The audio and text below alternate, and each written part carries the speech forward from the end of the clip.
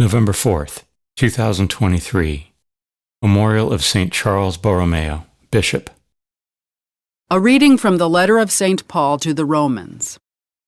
Brothers and sisters, I ask then, has God rejected his people?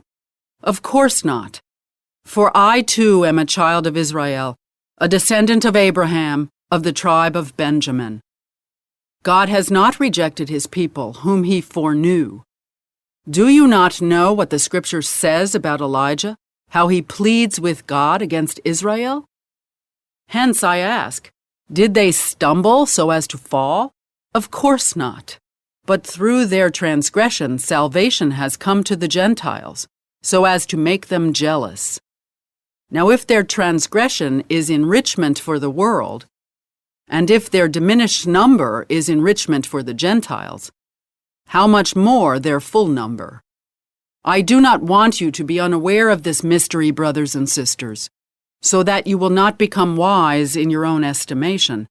A hardening has come upon Israel in part, until the full number of the Gentiles comes in, and thus all Israel will be saved, as it is written, "The deliverer will come out of Zion, he will turn away godlessness from Jacob.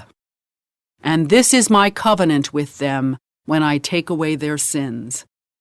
In respect to the gospel, they are enemies on your account. But in respect to election, they are beloved because of the patriarch, for the gifts and the call of God are irrevocable.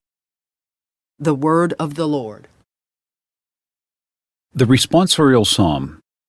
The response is, "The Lord will not abandon his people."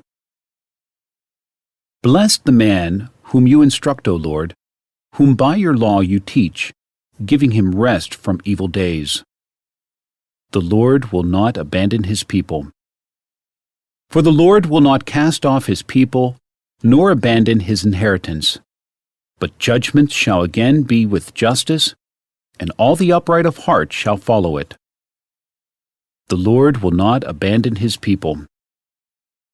Were not the Lord my help, my soul would soon dwell in the silent grave. When I say, my foot is slipping, your mercy, O Lord, sustains me.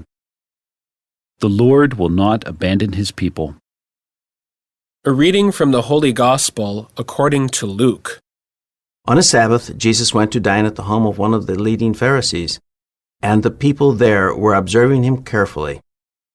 He told a parable to those who had been invited, noticing how they were choosing the places of honor at the table. When you are invited by someone to a wedding banquet, do not recline at table in the place of honor. A more distinguished guest than you may have been invited by him, and the host, who invited both of you, may approach you and say, "Give your place to this man." And then you would proceed with embarrassment to take the lowest place. Rather, when you are invited, go and take the lowest place, so that when the host comes to you, he may say, "My friend, move up to a higher position." Then you will enjoy the esteem of your companions at the table. For everyone who exalts himself will be humbled, but the one who humbles himself will be exalted. The Gospel of the Lord.